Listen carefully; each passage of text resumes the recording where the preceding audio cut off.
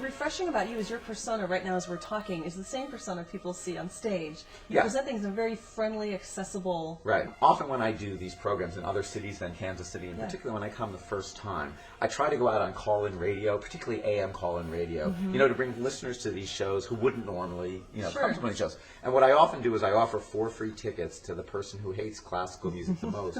And I ask people to call in with why they hate classical music or why they even hate people who like classical music.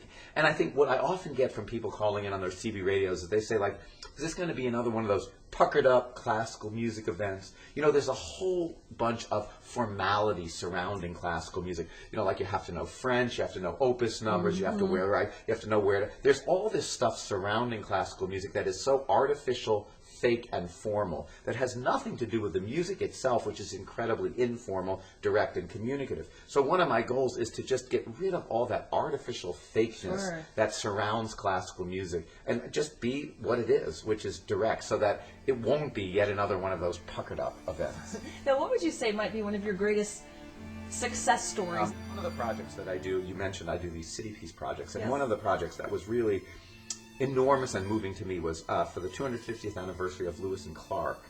I wrote a symphony commemorating that, but I wrote it with a Blackfoot Indian poet from Montana. And the idea was to tell the story of Lewis and Clark, not the white hero story of undaunted courage, but what was that story like from the Native American point of view? And so the libretto was written by this wonderful guy. I spent 3 years on the reservation getting to know him in Montana, who told the story from the Native American point of view.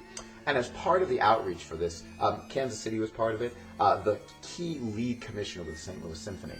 So we spent a lot of time, as I was writing the piece, in inner city schools in St. Louis. Me and my collaborator, the Native American, his name was Darrell Kipp.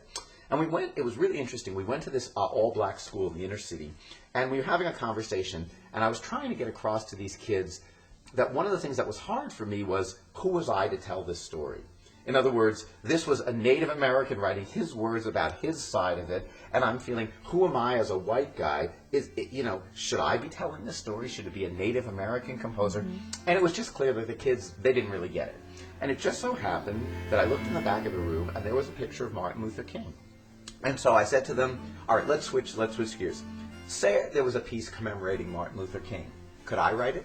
Does it have to be a black composer? All of a sudden, they were instantly engaged with us. And they all said, no way, can't write it. If it's going to be about Martin Luther King, it's got to be written by a black composer. We had a great conversation. It was really insightful. But the class was unanimously agreed there was absolutely no way I could write this piece. We like you, Rob, it's fine, but that's ours. We own it. Anyway, I thought it was fine. So we went off. We did them. Then we do the concerts, you know, maybe a year later, and I invited all those kids to come to the concert and also to come back to talk to us at Powell Hall, St. Louis Symphony afterwards. So we do the concert, we come back down, we're having this wonderful conversation, and there was one guy who was particularly vehement about the fact that I should not write this Martin Luther King piece. It was just not, would just not be okay. At the end of the session, talking to the kids after the symphony, he comes up to me, he says, Rob, you know, I've been thinking about it, and I heard your piece. You want to write that Martin Luther King piece? It's fine with me.